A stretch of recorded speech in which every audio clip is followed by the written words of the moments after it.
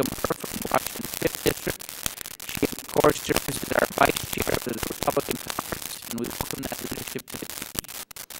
Greg Harper from Mississippi, from Pearl, Mississippi. We welcome Greg. Greg is a former prosecutor, and we will put him to good use. Leonard Lance from the state of New Jersey. Before coming to Congress, Leonard had a very distinguished career in the state legislature.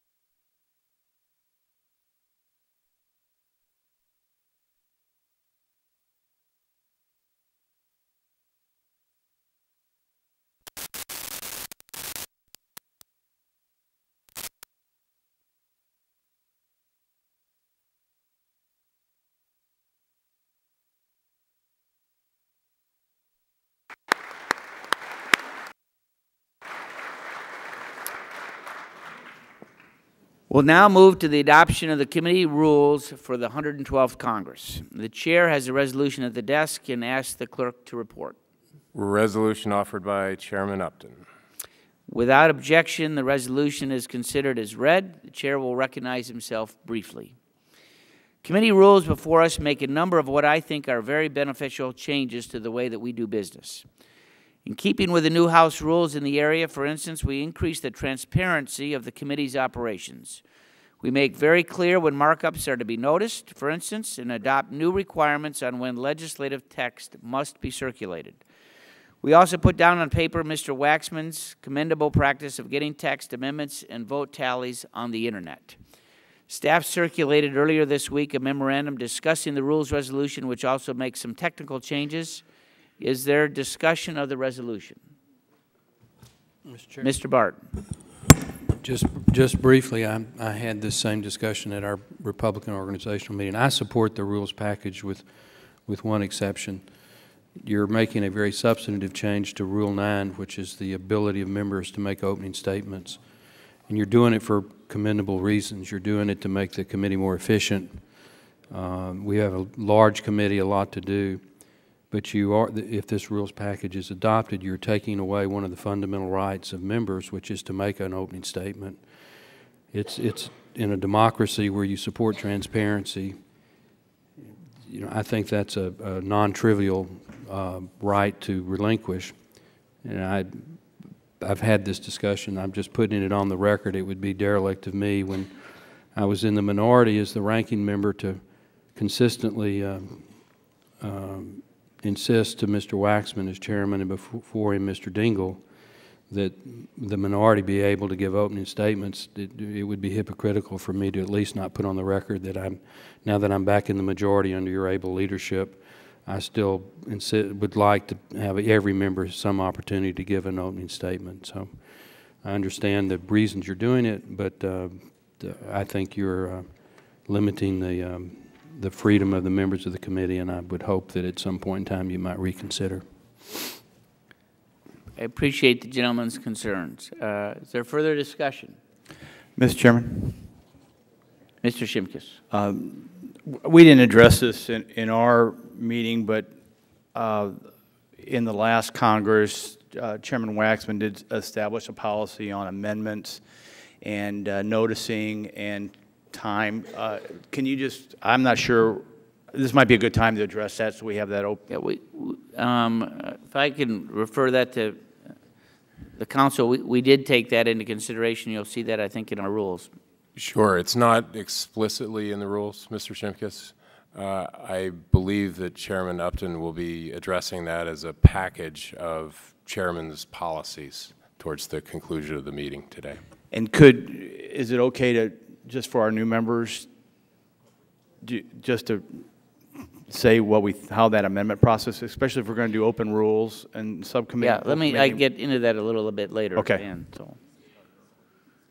There any further comments? Mr. Waxman. Mr. Chairman, I will support these rules. I think they're good rules to operate. On the issue of opening statements, in the last Congress, we did not have a right for opening statements. It was at the discretion of the chair.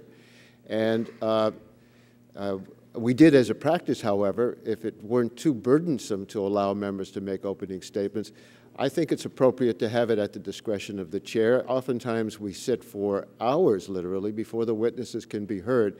So I just want to point that out, that this is not really a dramatic change, and it will be at the discretion of the chair given the time circumstances. But I do support the rules and urge our Democratic members and your Republican members to support them as well. Yeah, well, I would just note that there's always, one can always make a unanimous consent request. And the way that we've structured this is that the chairman and ranking member each get 5 minutes, and then there's another member that will, on each side, that also gets 5 minutes before we get into the hearing. As it relates to markups, every member will have the ability to make an opening statement. Are there further comments before we move along? Yes, Ms. Escher. Mr. Chairman, first of all, congratulations. I always raise this when we review the rules to make sure that it's included, and that is that I think that it's important for every member here to be able to be a guest, a legislative guest of a subcommittee that they do not serve on, if in fact there is an issue there that they have a particular interest in, or something that affects their district. Obviously, they would be the last one to speak or to raise questions, but I think it's important that that be retained in the in our rules, and I'm assuming that that is in the rules. I appreciate the gentlelady's concern. The practice has normally been, as I've been here, that any member can ask unanimous consent to sit in and participate in a subcommittee's hearing, and that is made by unanimous consent. That does not change. And to my recollection of and I've served on every subcommittee here, it has never been rejected, and I would not imagine that that would be rejected in the next 2 years. Great. Thank you very much. Again, for the freshman members, if you want to participate in a subcommittee hearing that you do not serve, it has a big impact on your district or your experience, whatever. You may sit on that. You ask unanimous consent to sit and participate of the chair of the subcommittee. It's by unanimous consent, so anybody can object. And then the practice has been that you would then participate as the last person in terms of the Q&A that goes on with the witnesses there. So it's been a practice. It's been long. Yeah, hasn't it? Yeah, it's been by UC. And again, it's not, in my recollection, it's never been denied. And I can't imagine that that would be the case. Is there further discussion? Hearing none, at this point, I would like to engage in a colloquy with my friend from California regarding the committee's subpoena power. Okay, is this before the rules? I don't know. What's that supposed to? Let me ask should we adopt the rules? Is there, we'll adopt the rules. Sure. All those in favor say aye. Aye. All those say no. Opposed? The rules are adopted. All right, at this point, I'd like to engage in a colloquy with my friend from California regarding the committee's subpoena power. Mr. Waxman. I'd be happy to engage in this colloquy. As the gentleman knows, Committee Rule 16 allows me, after consultation with you, to authorize and issue subpoenas. I consider this power to be a very serious matter, and I'm sure you share my view. We do not take these things lightly. Indeed, the rule that we have adopted today is the same as the one that you operated under in the last Congress when you only used the power on a handful of occasions. Today, I'm seeking the gentleman's assurance that he will work with us expeditiously in making decisions on possible subpoenas.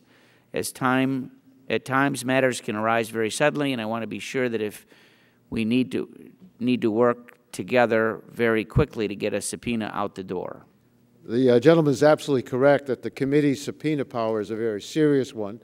He has my assurance that when I am contacted about the possibility of authorizing a subpoena, my staff and I will respond as promptly as possible. I know that there are times when we need to act quickly, and we will do everything we can to accommodate the requests that you may have. Thank you. I'd now like to announce my selection of the vice chair of the committee, though I don't think it's a surprise to anyone. Sue Myrick and I have been good friends for many years. She enjoys universal respect in the House. She served ably on the Rules Committee before coming to this committee, and we have all benefited from her experience there. For nearly a decade, Sue has distinguished herself as a member of this committee, focusing primarily on health issues, so I'm absolutely delighted to name her as the vice chair of the committee for the 112th Congress. Thank you, Vice Chair Myrick.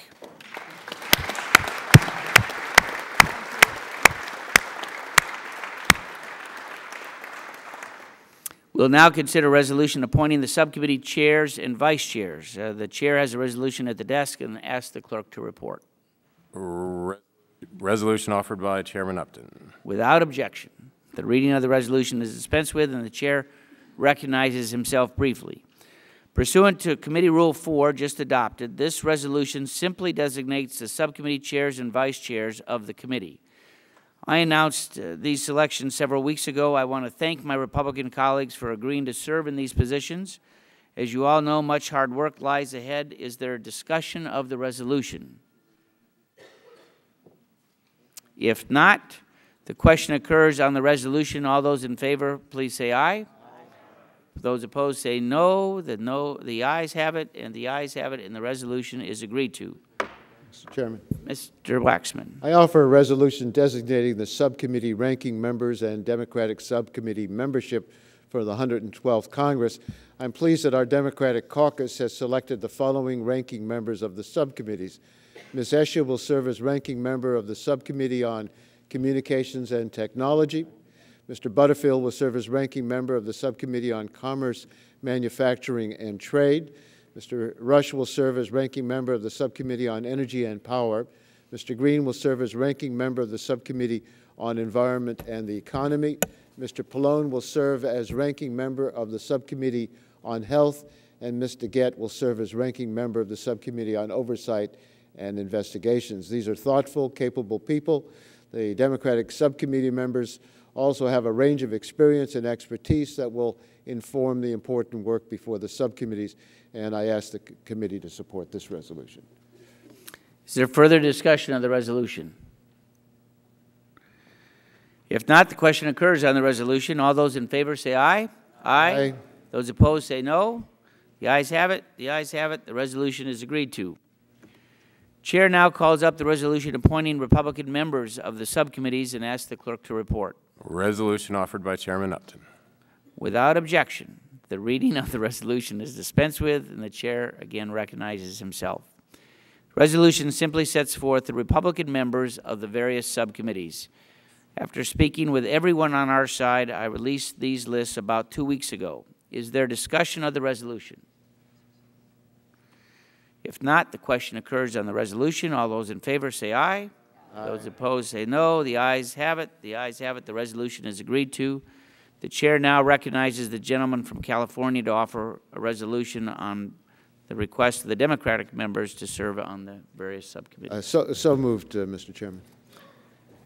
All those, the clerk reads it, dispense with. All those in favor, is there discussion? All those in favor say aye. Aye. All those opposed say no. The ayes have it. The ayes have it. It's done. This concludes our official business for the day, but I will recognize myself momentarily momentarily now to set forth a number of new policies that we will observe in this Congress. It should come to absolutely no surprise to my colleagues on both sides of the aisle that the 112th Congress is going to be about change. We are $14 trillion in debt. We're in the middle of the largest fiscal crisis the country has ever faced. The national unemployment rate has topped 9% for 20 consecutive months. No one seriously thinks that we can continue on our current path of recklessness. And that path ends right here in this committee. This will be the austerity committee in the House.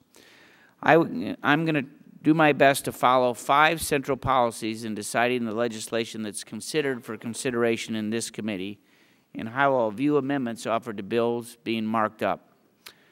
First, if you want to spend money on an entitlement, you're going to need to pay for it with a mandatory spending reduction. On January 5th, as part of the House Rules package, we adopted a new rule governing floor consideration of a new or expanded mandatory spending. The cut-go rule is designed to cap overall entitlement spending by requiring cuts, not new revenue, for any expansion of entitlements. The House rule does not require committees to obey cut-go, but we probably will. If you want to mark up a bill that increases mandatory spending of any kind or have an amendment that will do so, you're going to need to reduce entitlements to pay for it or otherwise explain how it will remain revenue neutral. Second, I'll be observing a discretionary cut-go rule. You may have a great idea for a new program. That's great. Just tell us how it's going to be paid for by reducing spending in another discretionary program. Third, the committee will no longer consider bills that will authorize spending of such sums as may be necessary. My guess is that we have all, those of us that have been here, have all co-sponsored or sponsored legislation that uses such sums. Maybe the authors don't know how much something is going to cost, but more likely the authors could be afraid to put a gigantic dollar figure on that idea. So we simply cede discretion to the appropriators, no more. Every program that this committee authorizes or reauthorizes is going to also have to have a sunset. My leadership informs me that they will not allow bills to go to the floor that have an indefinite authorization or one exceeding 7 years. That will be the policy of the committee as well. Our committee budget has taken an appropriate and reasonable 5% funding cut over the last Congress. We have a very aggressive agenda, but we'll need to do more with less. For that reason, the committee will no longer consider commemorative legislation. As much as we support motherhood, apple pie, and the Wolverines, I would submit that none of us needs a congressional resolution to prove it, especially this last year for the Wolverines. We as members and our staffs have bigger and better things to do. I also just want to say that we'll be working with all members to implement these policies. One of the priorities that I intend to have is that when we get to markups, both in subcommittee and full committee, we will, though every member will always have the right to offer their own individual amendment, that is for sure. That's not going to be taken away, nor should it be. We're going to have a priority on those amendments that are bipartisan. So that I would encourage my Republican faithful on this side, if you have an amendment, if you can, to reach out to a Democrat on this side so that it can, in fact, be bipartisan. And I would urge the same on my Democratic side to reach across to find a member in your subcommittee or full committee that might share your view, and those amendments will go first in the markups that we have, not only in subcommittee but full committee as we move along. So that concludes our business. Mr. Chairman. Yes, Mr. Waxman. I appreciate hearing your priorities. I want to express support in part and opposition or concern in part. I'm pleased that we're going to have PAYGO, which of course the Congress adopted in last year, although I do strongly disagree with the idea that PAYGO means you only cut and then not look at increased revenues to deal with these matters. But I understand the rules of the House will allow amendments to a bill as long as they're germane. So I presume that there's no other additional requirement that you are thinking of placing on an amendment. You may well want to put a requirement on a bill. I think it's important, however, that we have fiscal discipline. I recall the last time I sat in this chair, we were funding in this Congress 2 wars, Medicare Part D, and doctor fixes and Medicare and many other things without paying for it. And when you fund things without paying for it, either by increasing revenues or making cuts in other programs, we increase the deficit, and we can no longer continue to do that.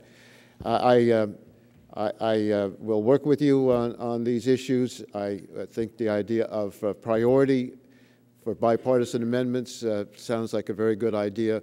We will have our differences, and I think those differences came up in the adoption of the House rules, and we'll probably have some of these issues that we'll be concerned about as we discuss the priorities of the committee. Thank you. Appreciate that. Mr. Chairman? Yes. Mr. Chairman, down to your left here. I'm sorry. Thank you. Just a question. Congratulations. If we are going to do a cut to finance a new discretionary item for the federal budget, would it have to be under Commerce's jurisdiction? In other words, if we were going to finance a new brilliant idea, and we all have them, could we offer a cut in another committee's jurisdiction, or are we limited to Commerce Committee jurisdiction? I'm not sure whether it needs to be germane to our committee. So as much as we'd like to have the different committees' jurisdiction, we've tried from time to time. Would the gentleman probably yield? Doesn't work. Would the gentleman yield? Yes. Yeah, in the 90s when we were working on that balanced budget struggle going on, I know this sounds like ancient history, but it was compartmentized where you couldn't go cherry pick off somebody else's areas. The gentlelady from Colorado will acknowledge we actually were required to find it within our realm. So I yield back. We'll work with the gentleman from Washington to find some cuts. Gentlemen, yield. Yes.